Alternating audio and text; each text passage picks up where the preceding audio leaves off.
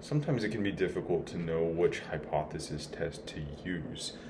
So here's just a really quick, simple way to break it down and figure out generally which hypothesis test you should be running.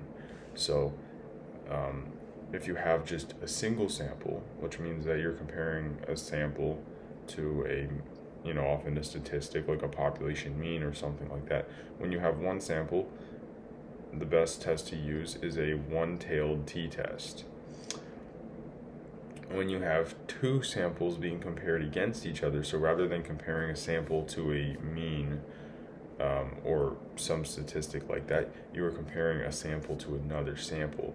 So with one sample, we're like, do dogs who are fed NutriSmart dog food weigh more than the average dog? With this other situation, we're saying, are dogs that are fed NutriSmart dog food heavier than dogs that are fed Premium Select dog food? Um, and then you have like a sample of both dogs on both dog foods, which I made these dog foods up, by the way. Anyway, that's the difference between like one sample and two samples.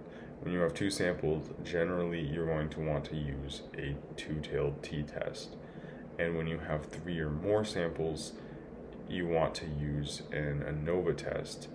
And when you have categorical variables, or discrete as they're called, discrete variables, for example, you're trying to see if maybe like the type of business model in a business is as relationship with the business going bankrupt or not. An example like that is when you have discrete variables compared against each other, in which case you'd want to use a chi-square.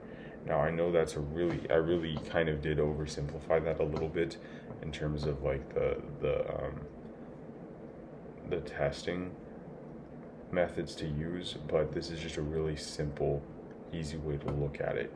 Again, let me rehash that. So with one sample, you want to use a one-tailed t-test.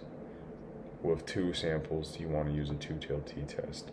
And with three or more samples, you want to use a one-way ANOVA test.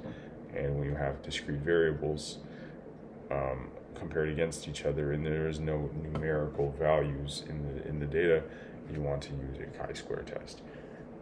Now, one little bonus I'll throw in there is for two samples. You can another test that a lot of people use is often a chi-square test for variance. So I hope that helped, and I hope that was able to clear up some confusion.